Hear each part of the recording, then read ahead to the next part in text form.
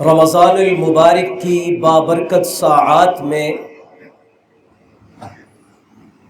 اللہ سبحانہ و تعالی کے مبارک گھر میں اس کے مبارک کلام قرآن مجید کے ختم کے پروگرام میں ہم یہاں جمع ہیں۔ فاضل نوجوان مولانا عثمان، انہوں نے آپ حضرات کو تراویح کے اندر قرآن مجید سنایا۔ آپ تمام سامعین نے سماعت کیا۔ اللہ سبحانہ و تعالی اس سننے اور سنانے کو اپنی بارگاہ میں شرف قبولیت عطا فرمائے۔ اللہ تعالی اس مسجد کے امام اور جتنے مصلین ہیں ان سب کو اجر جزیل عطا فرمائے۔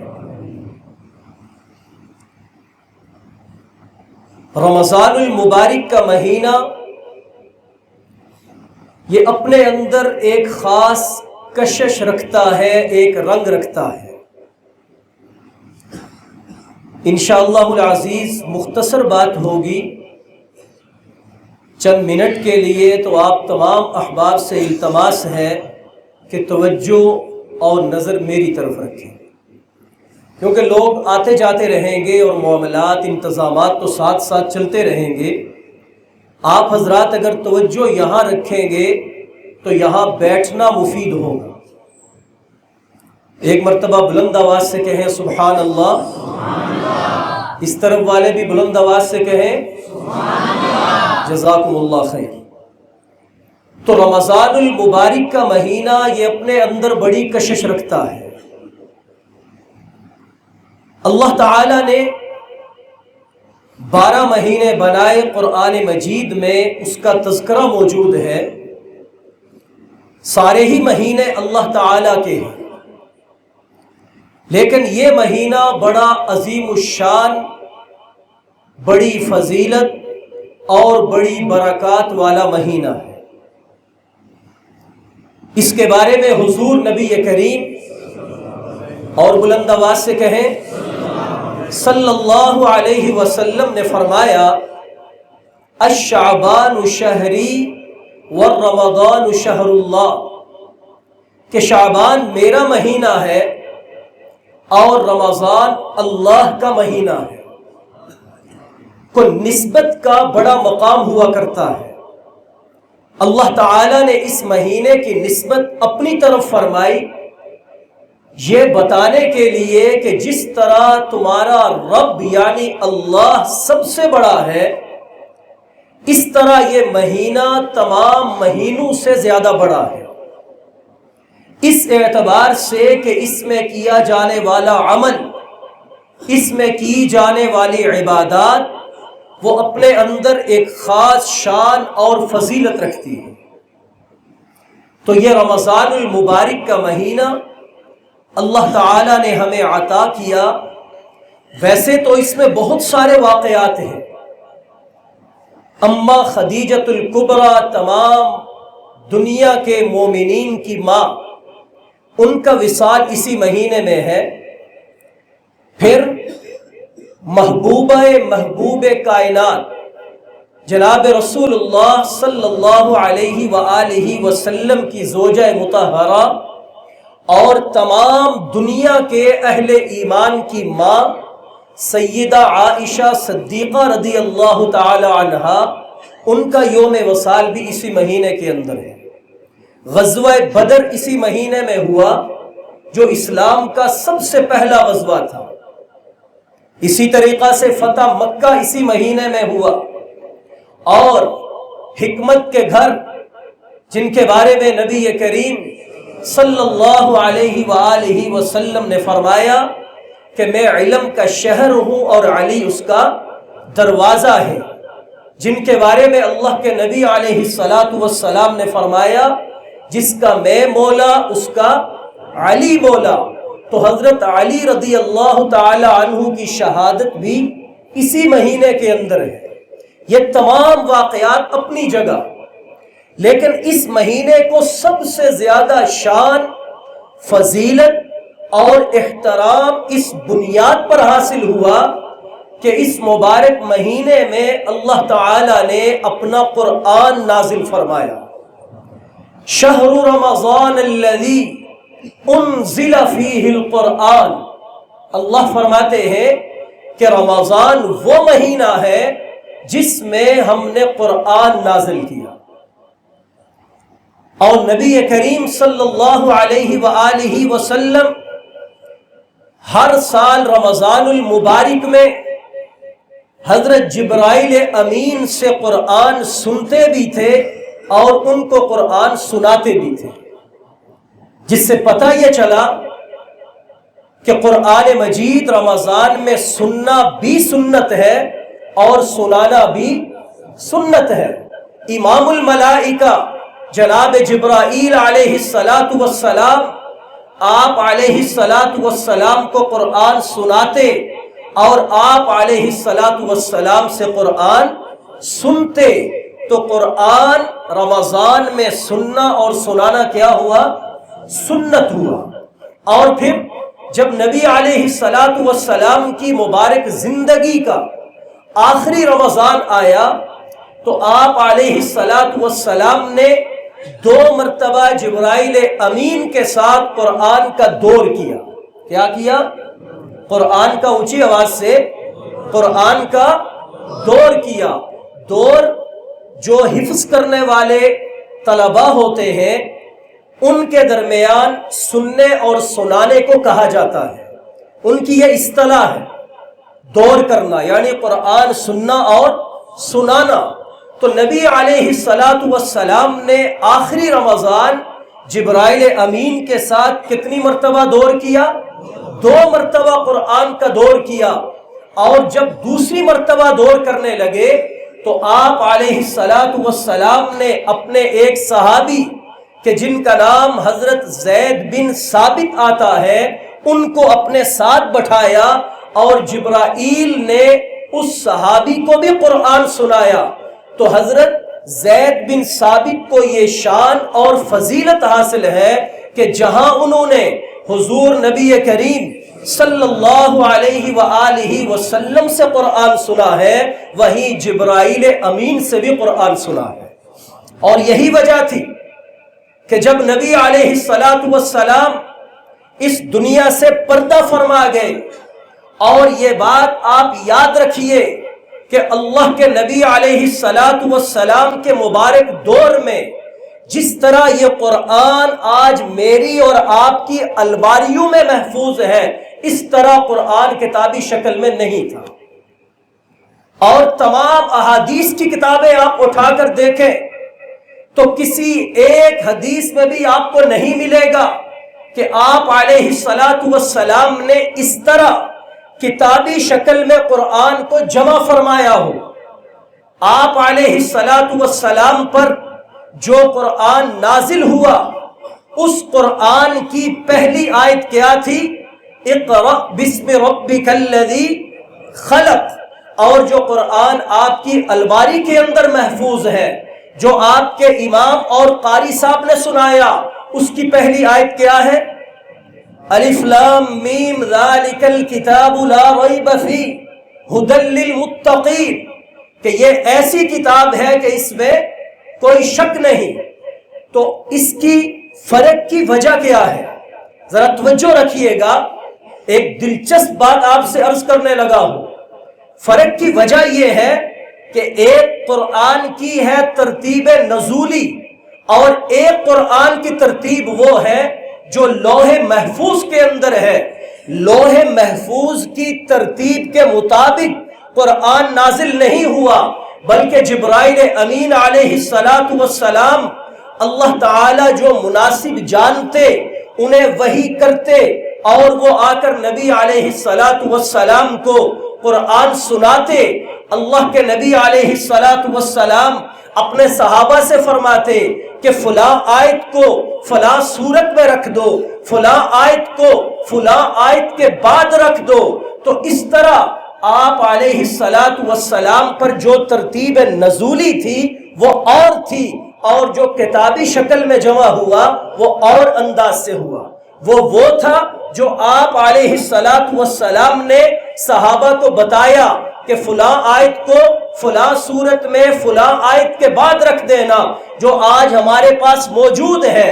اور یہ کتابی شکل میں کب آیا؟ اللہ کے نبی کے دور میں تو نہیں آیا تھا، آپ علیہ الصلاۃ والسلام نے اسے کتابی شکل میں جمع نہیں کیا، آپ دنیا سے پردہ فرما گئے۔ جناب سیدنا صدیق اکبر حضرت ابو بکر صدیق رضی اللہ تعالی عنہ نے کہا کہ وہی صحابی جو زید بن ثابت ہیں، جنہوں نے جبرائیل سے بھی قرآن کا دور کیا، اللہ کے نبی سے بھی کیا، ان کو مقرر کیا اور فرمایا کہ یہ نوجوان ہیں، قاری قرآن ہیں، قرآن کا ضبط رکھتے ہیں، لہٰذا ان کی نگرانی کے اندر اس قرآن مجید کو کتابی شکل کے اندر جمع کیا گیا۔ آج میں اور آپ اس قرآن کی کسی بھی آیت کا انکار نہیں کرتے، بلکہ یہی کہتے ہیں الف لام میم ذالک الکتاب لا ریب فیہ، کہ یہ ایسی کتاب ہے کہ جس میں کوئی شک نہیں۔ میرے بھائی غور کرنا، اللہ کے نبی علیہ الصلاۃ والسلام نے یہ جمع کرنے کا کام صحابہ کے ذمہ سپرد کیا، ہمیں یہ بتانے کے لیے کہ قرآن پر جو اعتبار کرے گا اسے میرے صحابہ پر بھی اعتبار کرنا پڑے گا، اور اگر کسی کا صحابہ پر اعتبار نہیں تو اس کا اس قرآن پر بھی اعتبار نہیں ہونا چاہیے، اس لیے کہ اسے کتابی شکل کے اندر اگر کسی نے جمع کیا ہے تو وہ جناب سیدنا صدیق اکبر کی ذات ہے۔ بلکہ میں یوں کہتا ہوں کہ قرآن کو حضرت سیدنا صدیق اکبر نے جمع کیا، اور جناب سیدنا حضرت علی رضی اللہ تعالی عنہ نے حضرت ابو بکر صدیق کی اس بات کی تصدیق فرمائی۔ اور تصدیق کیوں فرمائی؟ یہاں پر میں ایک بات کرنا چاہتا ہوں، مجھے آپ یہ بات بتائیں کہ اگر آپ کی مسجد کے امام مولانا عثمان یہ کہیں کہ میں اس قرآن مجید سے سورۃ الکوثر کو نکالنے لگا ہوں، کیا آپ اس بات کو تسلیم کرو گے؟ آپ کہیں گے مولوی صاحب کو نکال دو، لیکن یہ بات ہم نہیں مانیں گے۔ یہ الگ بات ہے کہ ہم نے رمضان میں ایک دفعہ بھی پورا قرآن نہیں پڑھا، تراویح کے اندر بھی خوش قسمت لوگوں نے قرآن سنا، ہم قرآن پر عمل بھی نہیں کرتے، ہم بڑے گنہگار ہیں، لیکن جب بات آتی ہے قرآن کے اندر ایک سورت کو بھی نکالنے کی، ایک سورت کی تبدیلی کی، تو گنہگار سے گنہگار انسان بھی آگے سے کیا کہتا ہے کہ یہ کام میرے جیتے جی نہیں ہو سکتا، ہم جان قربان کر دیں گے، لیکن قرآن سے کسی سورت کا نکالنا یہ ہمیں منظور نہیں ہے۔ اب ذرا واپس اس بات کی طرف آئیے، قرآن جمع کس نے کیا؟ بلند آواز سے حضرت سیدنا ابو بکر صدیق نے۔ تصدیق کس نے کی؟ مولا علی نے۔ میں آپ سے ایک بات پوچھتا ہوں کہ اگر یہ قرآن انہوں نے صحیح طور پر جمع نہیں کیا تھا تو کیا شیر خدا حیدر کرار حضرت علی تصدیق کر سکتے تھے؟ آج ہمارا کوئی بندہ کوئی مولانا کہے کہ میں قرآن کی ایک سورت نکالوں گا، آپ گنہگار سے گنہگار ہو کر بھی کھڑے ہو جاتے ہیں کہ یہ نہیں ہو سکتا، تو کیا مولا علی ان کے سامنے اس قرآن میں رد و بدل اور تحریف ہوتی رہی اور وہ خاموش ہو کر تصدیق کرتے رہے؟ یہ محال اور ناممکن بات ہے۔ تو پتہ چلا کہ جناب سیدنا صدیق اکبر نے قرآن کو جو جمع کیا تو اسی مزاج پر، اسی ترتیب پر جو جناب جبرائیل امین نے آپ کے ساتھ دور کیا، آپ نے صحابہ سے فرمایا کہ اس کو فلاں سورت فلاں آیت اور فلاں آیت کو فلاں آیت کے بعد رکھ دو، اور اسی ترتیب پر جب جمع کیا تو جناب علی شیر خدا نے اس کی تصدیق اور تصویب فرمائی۔ تو ہم یہ کہتے ہیں کہ جس طرح اس قرآن کی حفاظت میں حضرات صحابہ اکرام رضوان اللہ تعالی علیہم اجمعین نے اپنا کردار ادا کیا، اسی طرح اہل بیت اطہار نے اس کی حفاظت میں اپنا کردار ادا کیا۔ ہم جہاں صحابہ کو مانتے ہیں وہاں ہم اہل بیت کو بھی مانتے ہیں۔ تو میرے بھائیوں، جب آپ علیہ الصلاۃ والسلام کے حکم سے جناب سیدنا صدیق اکبر نے اس قرآن کو کتابی شکل میں جمع کیا تو حضرت عمر فاروق کا دور آیا۔ آپ نے نبی علیہ الصلاۃ والسلام کے اسی مزاج پر اور آپ علیہ الصلاۃ والسلام کی اسی خواہش پر اس قرآن کو رمضان المبارک کے اندر تراویح کی صورت میں ایک جماعت کے ساتھ ادا کرنے کا لوگوں کو ایک نظم دیا اور یہ کہا کہ میرا یہ دل کرتا ہے کہ میں مسجد کے اندر ایک قاری کے پیچھے لوگوں کو جمع کروں اور وہ انہیں 20 رکعت نماز تراویح کے اندر یہ قرآن سنائے اور وہ سنے۔ اس وقت سے یہ سنت جاری ہوئی عملی طور پر، اور نبی علیہ الصلاۃ والسلام نے امت پر فرض ہونے کے خوف سے اس کی جماعت نہ کروائی، لیکن مزاج آپ کا یہی تھا کہ یہ تمام کے تمام اہل ایمان اسی طرح اس قرآن کی رمضان میں تلاوت کریں۔ چنانچہ سیدنا عمر فاروق نے لوگوں کو تراویح باجماعت پر اکٹھا کیا۔ میں آپ سے پوچھتا ہوں، حضرت عثمان موجود تھے، حضرت علی موجود تھے، بڑے بڑے کبار صحابہ وہ موجود تھے۔ اگر یہ خلاف سنت ہوتا اور صحابہ کو چھوڑے اہل بیت میں سے شیر خدا جناب علی کرم اللہ وجہہ سب سے پہلے اس کا انکار کرتے، لیکن انہوں نے انکار نہیں کیا، بلکہ حضرت عمر فاروق کے اس فیصلے پر تمام صحابہ جمع ہو گئے اور اجماع صحابہ ہو گیا۔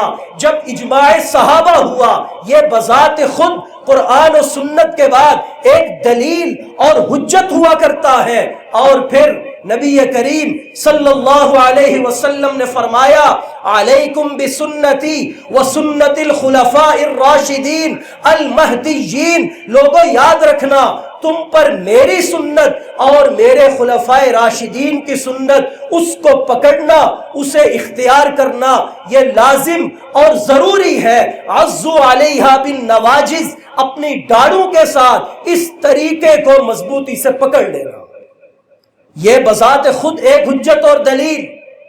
تو رمضان المبارک کے اندر آپ جو قرآن مجید پڑھتے پڑھاتے ہیں، سنتے سناتے ہیں، اس کو جمع کرنے والے صحابہ، ہم اس میں کوئی شک نہیں کرتے، مگر یہی قرآن جب تراویح کے اندر سنانے کی بات آتی ہے، آج سے چند سال پہلے پیچھے چلے جائے، سارے اہل ایمان بڑے خشوع، بڑے خضوع، بڑی عاجزی، بڑے جوش اور جذبے کے ساتھ نماز تراویح اہتمام کے ساتھ 20 رکعت ادا کیا کرتے تھے۔ لیکن پھر ماڈرن دور آ گیا، پھر نام نہاد سکالرز پیدا ہو گئے جنہوں نے دین کے بنیاد پر میرے نوجوان کا رشتہ مسجد سے توڑنا شروع کر دیا، علماء سے دور کرنا شروع کر دیا۔ نتیجہ یہ نکلا کہ آج جب ہم اپنے نوجوان سے رمضان کے اندر قرآن تراویح میں سننے سنانے کی بات کرتے ہیں تو وہ آگے سے کیا کہتا ہے کہ جی یہ تو حضرت عمر کی سنت ہے، آقا علیہ السلام کی سنت تو نہیں ہے۔ میرے بھائیوں، میں ایک سوال پوچھتا ہوں، اکثر نوجوان بیٹھے ہیں، یہ قرآن جو کتابی شکل میں جمع ہے یہ بھی تو اللہ کے نبی نے جمع نہیں کیا، آپ نے کتاب بنا کر تو نہیں ہمیں دی، آپ علیہ الصلاۃ والسلام نے صحابہ کے ذمہ لگایا، انہوں نے جمع کیا، تو کیا وجہ ہے اس قرآن کی کسی آیت میں شک کرنا تو دور، شک کرنے والے کو ہم کافر کہتے ہیں؟ تو یہی قرآن جب تراویح میں انہی صحابہ نے اس پر اجماع کیا، 20 رکعت نماز تراویح مسجد کے اندر حضرت ابی بن کعب کی قیادت میں شروع ہوئی، حضرت علی نے کوفہ کے اندر تراویح کی جماعت کروائی۔ حضرت عبداللہ ابن عباس فرماتے ہیں کہ نبی علیہ الصلاۃ والسلام بھی 20 رکعت نماز تراویح ادا کرتے تھے، تو میرے بھائیوں جب وہاں بات ہے قرآن کے جمع ہونے کی ہم اس میں شک نہیں کرتے، لیکن جب بات تراویح کی آتی ہے تو ہم یہاں پر کیوں یہ باتیں شروع کر دیتے ہیں؟ اس کا مطلب یہ ہوا کہ ہم اپنی خواہش کے پیچھے چل رہے ہیں، دین کے مسئلے سے ہمیں کوئی تعلق نہیں ہے، دین کا مسئلہ سمجھنا ہمارا مسئلہ نہیں ہے، ہم صرف سہولت چاہتے ہیں۔ میں آپ سے ایک سوال یہ کرنا چاہتا ہوں کہ مجھے یہ بات بتائے کہ وہاں جب صحابہ کے جمع کرنے پر آپ اس قرآن کو مانتے ہیں، تو جب جناب عمر فاروق نے تراویح کے اندر لوگوں کو جماعت میں جمع کیا اور مسجد نبوی کے اندر 1400 سال سے 20 رکعت نماز تراویح ادا کی جاتی ہے اور امت کا تواتر بذات خود ایک حجت اور دلیل ہوا کرتا ہے، تو آج ہم 15ویں صدی کے ایک جاہل سکالرز کے پیچھے لگ کر حضرت عمر فاروق کے طریقے کو کس منہ سے چھوڑ رہے ہیں؟ اس بات پہ ذرا توجہ کیجئے گا۔ اور دوسری غور طلب بات کہ جب رمضان المبارک کا مہینہ آتا ہے، اللہ تعالیٰ کا اعلان ہے کہ جہنم کے دروازے بند، جنت کے دروازے کھل گئے، روزہ داروں کے لیے باب الریان کھل گیا، شیطان جکڑ دیا گیا۔ مقصد کیا ہے؟ کہ لوگوں کو وسوسے دلانے والا، شر کی طرف دھکیلنے والا دشمن وہ قید ہو گیا، اب یہ عبادات کی طرف رغبت کریں۔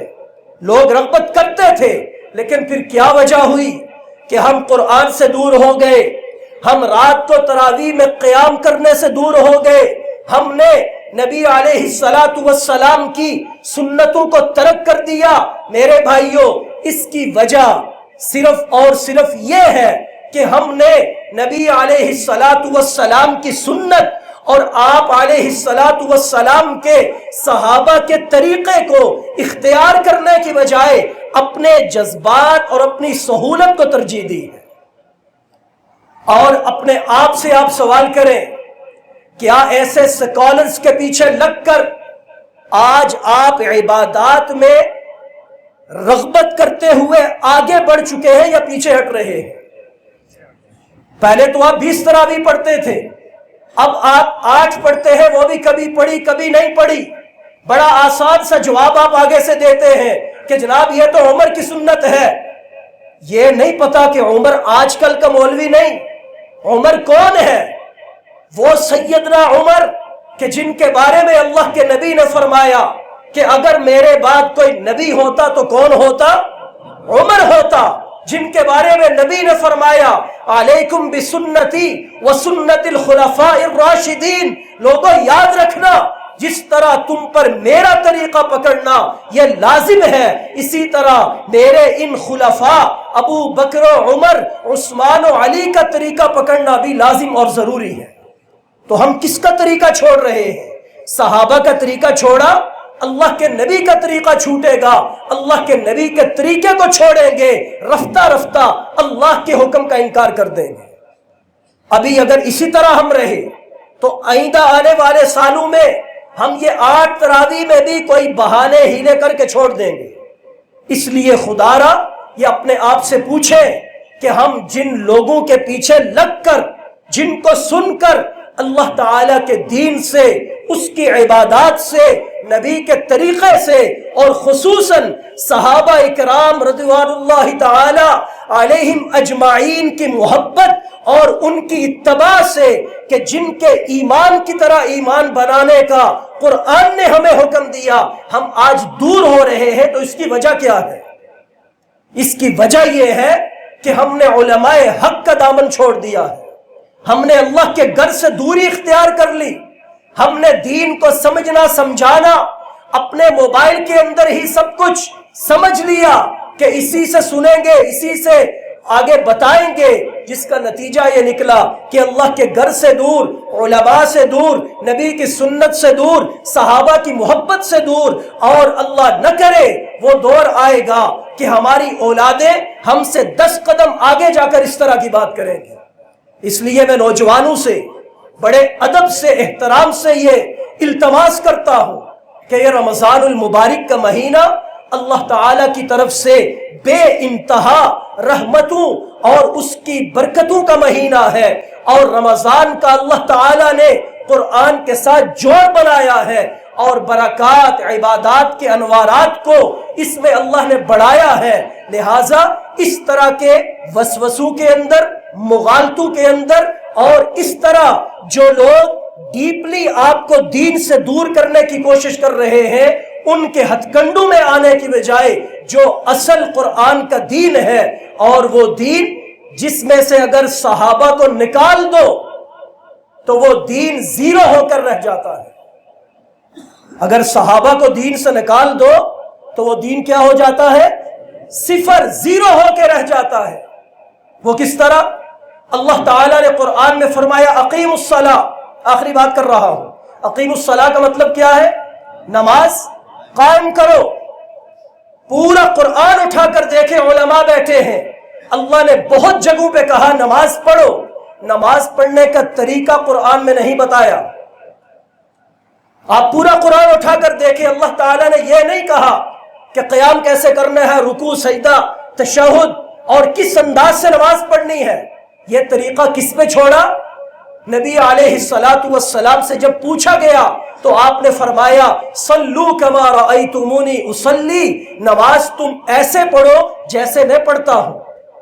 اور آپ پورا ذخیرہ احادیث اٹھا کر دیکھیں، آپ کو اللہ کے نبی کی کوئی بھی قولی حدیث مکمل A to Z نہیں ملے گی جس میں آپ نے نماز کا پورا طریقہ بتایا ہو۔ آپ علیہ الصلاۃ والسلام نے نماز پڑھی، اس نماز کے پڑھنے کو صحابہ نے دیکھا، صحابہ نے دیکھنے کے بعد اس نماز کو نقل کیا، ہمیں بتایا کہ اللہ تعالیٰ نے قرآن میں حکم دیا، نبی نے اس طرح نماز پڑھ کے بتائی، اور اس پڑھنے کے طریقے کو صحابہ کرام نے آپ علیہ الصلاۃ والسلام سے دیکھ کر آگے منتقل کیا، اور آج ہم اللہ تعالیٰ کی اس عبادت کو ادا کرتے ہیں۔ تو اس لیے آپ جب تک صحابہ کو بیچ میں نہیں رکھیں گے، اس وقت تک آپ اگر یہ کہیں کہ میں ڈائریکٹ دین اللہ کے نبی سے سیکھ کر پڑھ رہا ہوں، عمل کر رہا ہوں، تو یہ حماقت کے سوا کوئی بات نہیں ہے۔ حضرت حسن بصری جیسا بندہ بھی آ جائے، اللہ کے بہت بڑے ولی تابعی، وہ بھی اگر یہ کہے کہ میں نے یہ حدیث اللہ کے نبی سے سنی، کوئی بھی ان کی حدیث کو حجت نہیں مانے گا، اس لیے کہ اللہ کے نبی سے وہ حدیث تب سنتے جب آپ کے زمانے میں ہوتے، جب آپ کے صحابی ہوتے، جب آپ کو دیکھتے یا سنتے، لیکن انہوں نے اگر اس طرح کبھی کہا تو ان کی بات جیسے حجت نہیں۔ اسی طرح اگر کوئی یہ بات کرتا ہے، یہ دعویٰ کرتا ہے کہ اللہ کے نبی کا طریقہ یہ تھا، صحابی کے طریقے پر ہم کیوں چلیں، تو میرے بھائی یہ بات حماقت اور ایک جنون کے علاوہ اور کچھ نہیں ہے۔ اس لیے کہ اللہ کے نبی سے دین کس نے سیکھا؟ صحابہ نے سیکھا، اور صحابہ سے وہ دین آگے ہم تک منتقل ہوا۔ اللہ تعالی ہمیں اس قرآن سے جو صحابہ نے جمع کیا، اور رمضان کی عبادات سے جو صحابہ نے ہم تک پہنچائی، اور رات کا قیام جس کو تراویح کہتے ہیں جو صحابہ سے ہم تک پہنچا، ان تمام عبادات کو رمضان المبارک کی انمول عبادتیں سمجھتے ہوئے ان پر عمل پیرا فرمائے۔ وآخر دعوانا الحمدللہ رب العالمین۔